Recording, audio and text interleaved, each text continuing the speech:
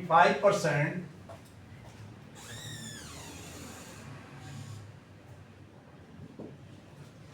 is 25%. What is? What is that number? जो 180 का 25% है. दो नंबर अब हमने मालूम करने हैं. ठीक है, तो अब हमारे पास ये आ जाएगा, हमारे पास 125%, तो क्या आ जाएगा 25/100 मल्टीप्लाई बाय 180. तो 25 1s are 25, 25 4s are 4 1s are 4, 4 4s are 16 और 2 बचेगा 20, तो 4 5 are 20, वो हमारे पास 45 आ गया. यानी जब भी कोई चीजें तीन दी गई हैं, तो तीन में दो है तो एक नहीं है, तो उसी के मुताबिक आप उसको पुट करके आप हल कर सकते हैं. अच्छा, अब आगे आ जाएगा हमारे पास नेक्स्ट क्वेश्चन. ये कंफ्यूजन मतलब है, ताकि मैं आप लोगों को कंफ्यूजन इसलिए से बार बार रिपीट कर रहा हूँ. अभी आ गया है, देखिए बेटा नेक्स्ट क्वेश्चन लिखें, शाबाश.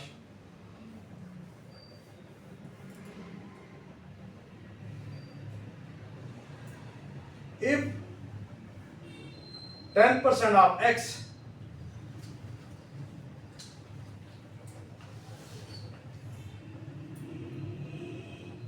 is equal to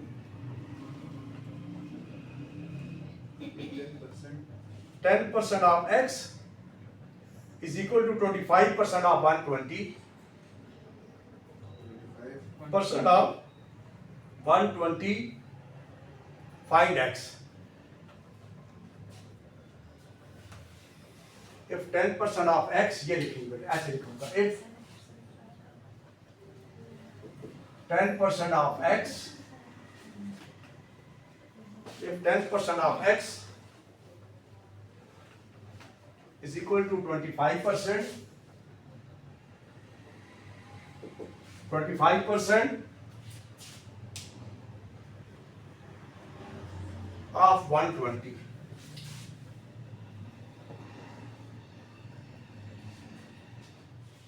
What is x? Is x? या find the value of x.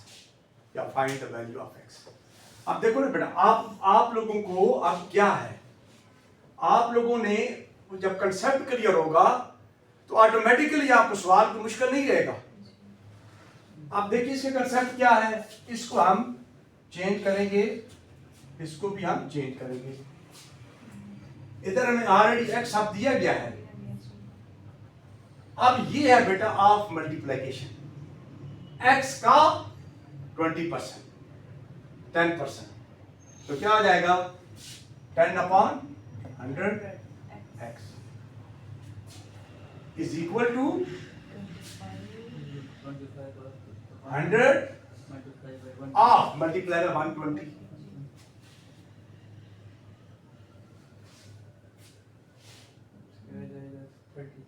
अब समझ आई कि नहीं? अब पहले इसको हम मैथमेटिकली हल कर लेंगे.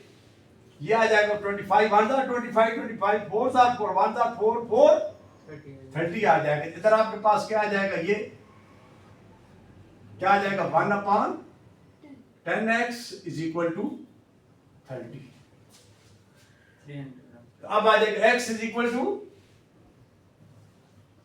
30 multiplied by 10/1, तो क्या आ जाएगा x is equal to 300.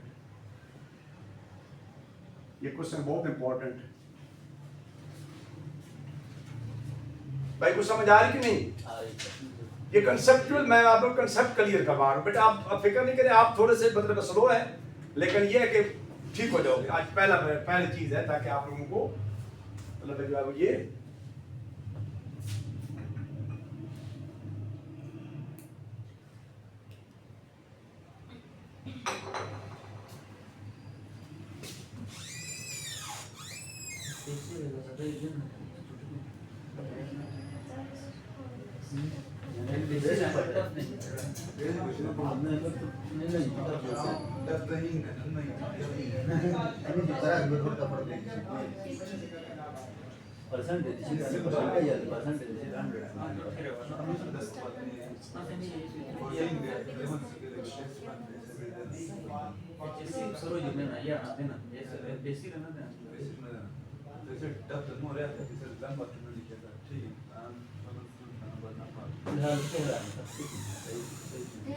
अभी देखो ना बेटा x इज इक्वल टू 300, समझ आ गई आप लोगों को? अब ये है कि नेक्स्ट आप लोगों के पास क्या आ जाएगा,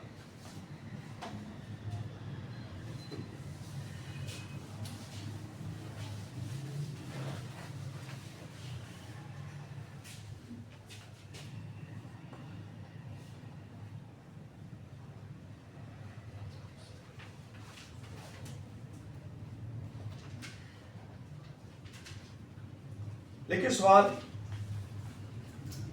60% of a number is 90, find the number. 60% of a number is 90, find the number. मैं आप लोगों को मजीद लिख देता हूं ताकि आप लोग जो है ना वो कंफ्यूज न रहें। 60% of a number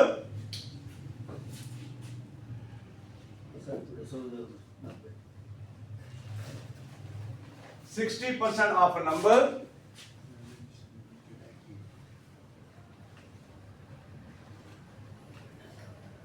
is 90.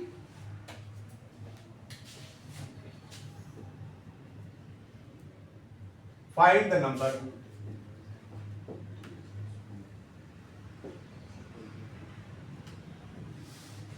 Find the number.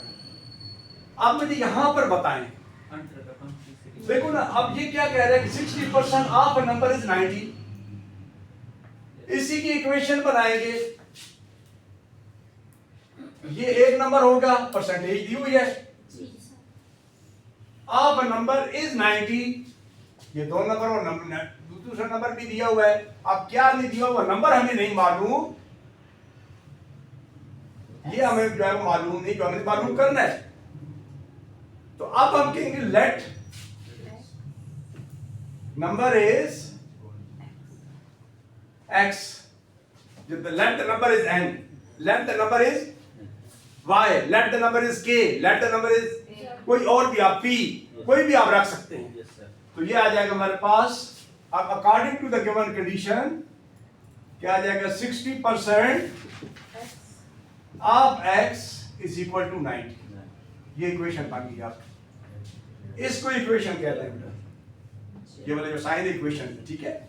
अब आपके पास क्या आ जाएगा कि 60/100, अब यहां पर बेटा आपका f जो है वो मल्टीप्लिकेशन में होगा, तो ये आ जाएगा x। इट्स मीन के दरमियान कोई साइन नहीं है, तो आपस में ये मल्टीप्लाई हो रहे हैं, ठीक है। अगर आपके पास लिखा हुआ है x y, तो it's mean x multiply by y, ठीक है, इसका ये मतलब है। लेकिन ये कि वेरिएबल के दरमियान जब साइन कुछ नहीं है तो वो मल्टीप्लिकेशन होती है। लेकिन अगर इसको मैं 32 लिखूंगा तब इनके दरमियान मल्टीप्लिकेशन में नहीं लगा सकते, ये यूनिट ऑफ 10 है, इस चीज को आप याद रखना, ठीक है। तो इस तरीके से आपके पास क्या आ जाएगा, इज इक्वल टू 90। अब आ जाएगा x is equal to 90 multiply by 100/60। अब हमारे पास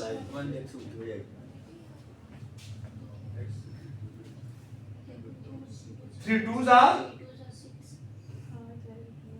और 3 3s are 9, 30, 2 1s are 2, 2 15s are, तो 15 मल्टीप्लाई बाय 10 150, यानी वो जो नंबर था हमारे पास जिसका 60% 90 बनता था वो 150 है, वो क्या है 150। सर ये हम इस तरह कर सकते हैं सर, ये सिंपल सेट डिवाइड बाय 100। बेटा फिर भी आपको सपोज करना पड़ेगा ना, नंबर आपको सपोज करना पड़ेगा, नहीं किया बहुत है नहीं आगे तो बेटा आप क्या फाइंड कर रहे हैं, आप जो नंबर फाइंड कर रहे हैं तो उसको number and number he x भी नहीं, उसको लेकर फिर भी आप नंबर लिखना पड़ेगा ना। 50 से फिर वो ऑफ तो हम इस तरह के डायरेक्टली वो बेटा और क्वेश्चन है, आप जैसे उसने बताया वो और चीज थी। अभी आपको मैंने ये क्या चीज तीन समझाई थी कि देखो आपके पास 60% ऑफ नंबर है, ये अननोन वैल्यू है, अननोन क्योंकि अननोन वैल्यू ना आपको नहीं पता दी गई। अच्छा बताओ पता होती तो वो अलग बात थी। अब जैसे मैंने इसकी परसेंटेज निकालनी है, 150 कितने में से है, 150 में से कितना था, 90 था ना। अब इसको परसेंटेज में करना है, कितने परसेंट बनता है, तो फिर आप क्या करेंगे 90 अपॉन 150, ठीक है, तो मल्टीप्लाई बाय 100, ये जीरो 15 1 था 15 6 था 6 10 था 60% आ गया ना। अब आपने परसेंट मालूम करना था, यानी अगर 90 150 में से है तो बताओ कितने परसेंट है। यानी आपको अगर इसने 150 में से 90 रुपीज आपको दिए हैं तो इसने कितने परसेंट आपको दिए, 60% आपको। फिर सवाल ऐसे बदल जाता है, ठीक है। सवाल की लैंग्वेज को समझिए कि जैसे क्वेश्चन की जो है वो जो लैंग्वेज होती है, क्लियर है। बिल्कुल अपने जो कंफ्यूजन है वो बिल्कुल मेरे साथ शेयर करें ताकि मैं आप लोगों के कंफ्यूजन को दूर करूं। इस तरह के क्वेश्चन आते हैं, ये असल में मुश्किल नहीं है, ये जो कंफ्यूजन होती है वो आपको क्लियर करनी है।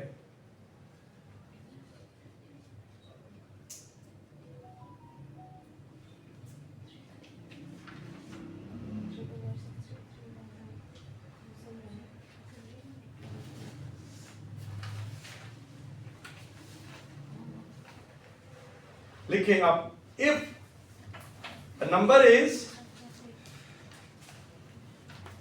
25%, if a number is 25%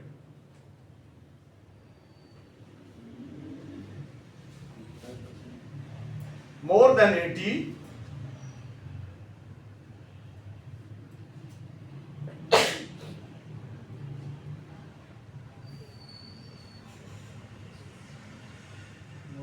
what is the number?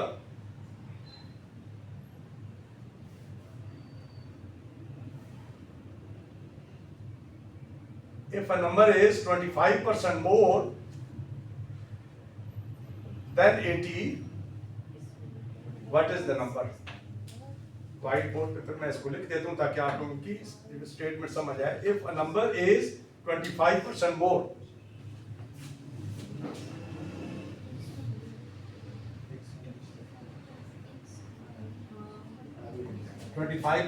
more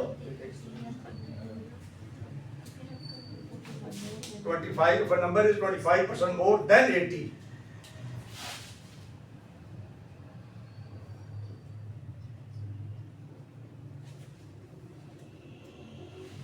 then 80, DHN, then 80, what is the number?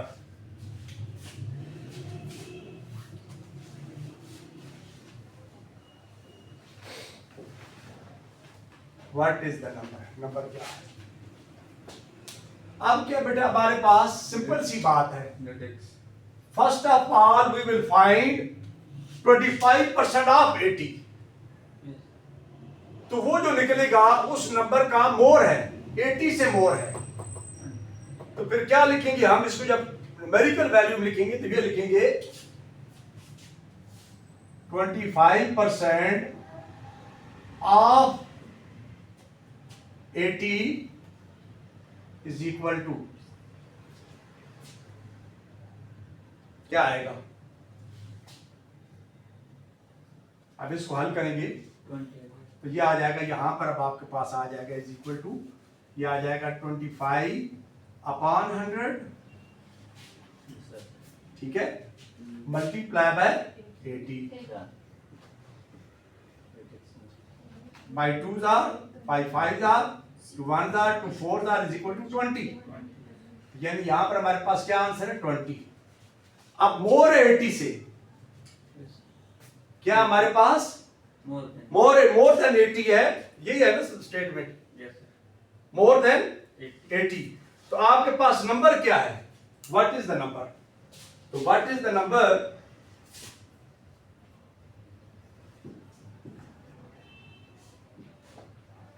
पहले कितना था 80 था ना, और मोर देन जब हुआ 20 तो क्या हो जाएगा +20 इज इक्वल टू 100। तो आंसर आपका आ जाएगा 100। यानी जब आप 80 का, यानी आपके पास रकम और आ जाती है, पहले आपके पास बचे 80 रुपीज है, 25% आपके पास और आमदन आ जाती है। तो अब बताएं अब आपके पास कितनी है? अब आपके 80 से आपके पास ज्यादा हो गए, तो उसी का 80 का यानी 25% निकालेंगे तो क्या आएगा? तो ये अब आपके पास आ जाएगा ये रकम। मसलन आपको 25% 80 रुपीज पर प्रॉफिट हुआ है, ठीक है।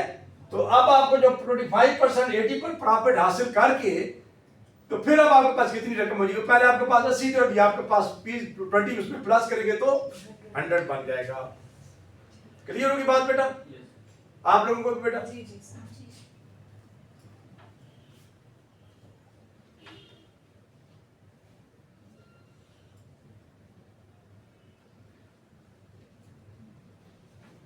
अब last but one question.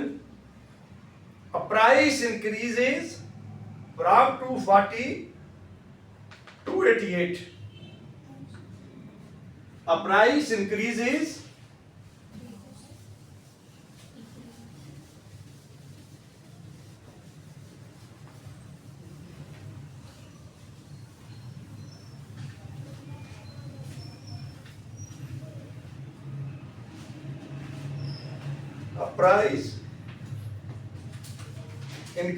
from 240 to 288. Price increases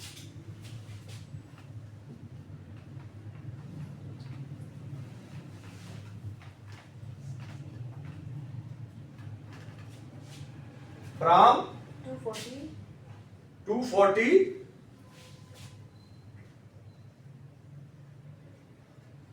to 288. 288 what percentage increase? What percentage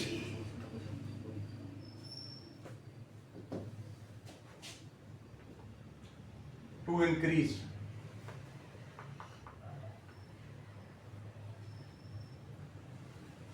अब देखिए, अब हमारे पास यहां पर चीज है कि इसमें चेंज क्या आएगी, इसको डेल्टा चेंज भी कहते हैं, जो जितनी चेंज होती है। मसलन पहले आपके पास 240 था,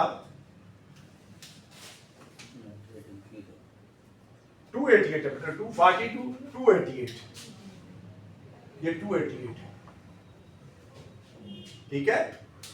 तो पहले क्या रकम थी हमारे पास? 240, यानी फ्रॉम 240 288। पहले रकम हमारे पास क्या थी? 240, और फिर 288। अब यहां से 2 का मतलब है तक, यानी 240 से 288 तक। तो अब आ जाएगा हमारे पास चेंज, प्राइस चेंज, ठीक है। इसको हम डेल्टा आरएस भी कह सकते हैं, डेल्टा आरएस, यानी ये इसको साइन होता है, चेंज का साइन होता है, ठीक है। Change is equal to 288 minus 240, तो क्या आएगा? 48 आएगा ना, माइनस करेंगे तो 48 आंसर आएगा। अब मुझे बताया कि आप बताएंगे, अब हमने कहना है कि कितने परसेंट चेंज हुई है। तो सबसे पहले इसको फ्रैक्शन में रखेंगे, ठीक है, कितनी थी और उसमें चेंजिंग कितनी हुई है। तो क्या हम 48/288 करेंगे या 48/240 करेंगे? 240/48 मल्टीप्लाई 100। एक्सीलेंट। क्यों? किस में चेंजिंग हुई है? 240 में चेंजिंग हुई है। कहां तक चेंज हुई है, कहां तक इंक्रीज हुई है? 288 इंक्रीज हुई है। कितनी इंक्रीज हुई है? 48। किस पर इंक्रीज हुई है? 240 पर। तो अब आ जाएगा चेंज परसेंट,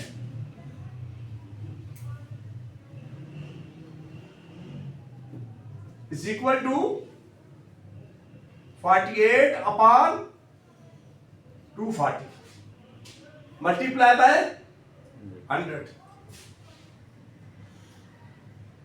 ये काट गया 42 24 1 are 24 24 2 are is equal to 20%।